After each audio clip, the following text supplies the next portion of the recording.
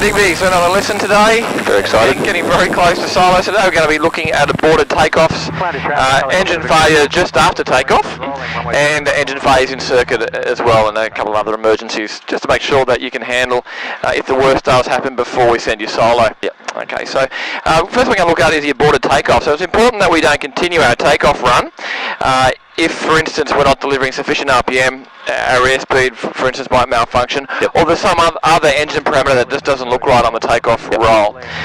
So we need to make the decision before we get to rotate speed. Yep. So basically, when you do your pre-takeoff safety brief, part of that, and we'll talk about it before we do it, is to just to get yourself in that mental mindset that if things aren't looking right, we can just basically retard the throttle. Yep. And use brake sparingly if you've got plenty of runway. If we don't have much runway left, we obviously need to use quite a bit of braking to stop before the end of the runway. So just in your mind, just say, okay, if my airspeed doesn't come alive, if I don't deliver above 4,800 RPM in the Rotax engine, or if something doesn't feel right, or you have a red warning light here, for instance, on takeoff roll, I'm going to retard the throttle to full idle, and then stay in the centre line and use brake accordingly to stop. Okay. So what I'm going to do on the takeoff roll, I'm going to just tell you, okay, you're not delivering sufficient RPM, or just say something, okay, abort, and I want you to abort, proactively but calmly. Okay. Straight after takeoff is where we do a pre-takeoff safety brief. We want to make sure that we don't turn back towards the field before 700 feet here at Calandra.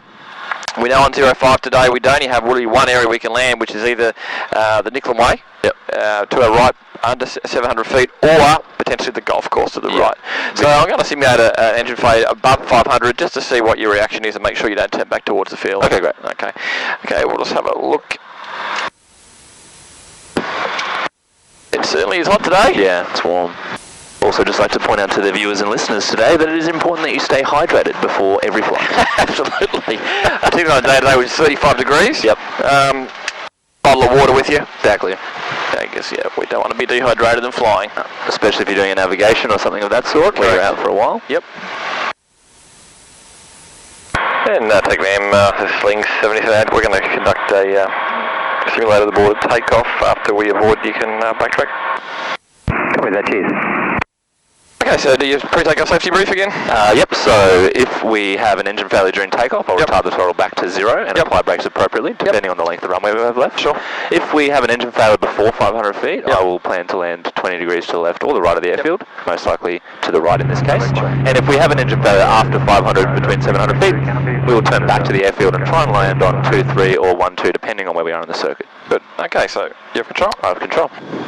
So we're all in the green, ready to go. Cool. Digby Sling 78 is rolling for a simulated aborted takeoff. Alright, here we go. I'll tell you when. Increase the throttle to abort. So normal takeoff. Set a right rudder, full speed. And all of a sudden you notice we're not getting sufficient RPM, so abort. So pulling throttle back, applying brakes softly. Nice and, So obviously if you didn't have much. Good. Full stop now. If you obviously didn't have much runway left, you'd be more. Just strong on those brakes. Do we want to flick around? Under control. Control. Calandra traffic, Sierra 7155, enter the... Digby Sling 78 rolling at runway 12 for Circus Calandra. So I'm going to simulate an engine failure. I'll have control. Just, after takeoff. And show you what we do. Okay. Great. Okay, we've got sufficient RPM. Airspeed is alive on the green, so we can continue our takeoff roll. Bit of back pressure there. Is it supposed to be 112 or is 106 okay? Yeah, keep that out. Yeah, that's fine. Calandra traffic, Sierra 7155, rolling runway 05, Calandra. It's nice to have a bit of airflow in the cockpit here. Yes. Okay, so we're coming up at around 500 feet. We know our decision height for turn back towards the field is about 700 feet. But it doesn't mean you always will turn back above that height, depends on the wind. So for instance today, the wind, it'd be a bit of a stretch in today's sort of condition because it's hot. I'd probably still go to the golf course. So I think it's safe. So all of a sudden, engine fails, nose down straight away. 79 and I land the golf course straight ahead there. Okay, I wouldn't try and turn back. No. You probably could actually get a half decent landing with a slow approach on that golf course. Yeah, absolutely. I'm presuming the other golfers would realise what you're doing for a helicopter to... Yep. Yep. I'll give it a call. Thank you.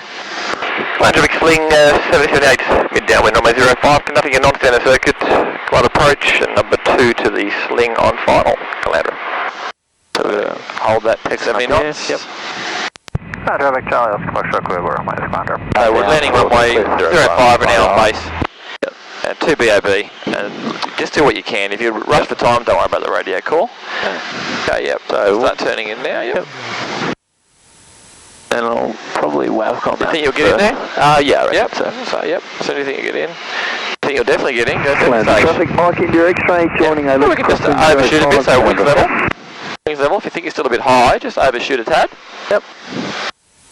And then, if you think you're still high, full flat. Traffic, full flat. 8514. Lower your nose. Midfield, now, the flight stage is left wing, right rudder. Right rudder. Yep. Okay, yep. Keep your airspeed healthy. Airspeed healthy. Yep. Now land as normal. Look to the end. Take your time. Take your time.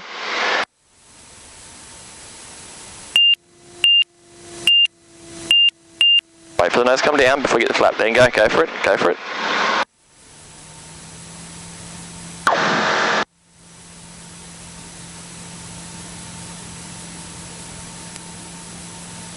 Super heavy on the control column there. Yep, that's right. Blow your nose. Blow your nose. For control. Give it a try. So I'm going to die if I don't. Yep. Okay, that was good, Digby. So hot conditions today. You can feel that thermal activity, but the importance of the aborted takeoff. You can see the importance of that pre-takeoff safety brief, can't you? Yes. You can very much so, because when you're in a stressful situation like a real engine failure or a flapless landing, you really want to be prepared for what's coming. Yeah, you don't want to have to think about what to do. It's already pre-programmed into your brain. And we know that from the aborted takeoff, we just don't have much time. So if that, particularly if that, there's been quite a few accidents or incidents that happen where a pilot has what's wrong here, we're not getting much power, and just continued the takeoff roll, got airborne, and they can't climb. So very important. But you did well today. I would say next lesson will be pretty much a solo check. Great. And if you're good, it'll be solo. Get one in there. Yep. Yeah, sounds good. Thanks, Damien. No worries, thank you. Whiskey X-ray, Cessna 17. Alright, shut down parking brake. You've just put on. RPM is at 2000. Temps and pressures are all in the green. Let's put that trim back to neutral for the next person. Flaps are up. Avionics.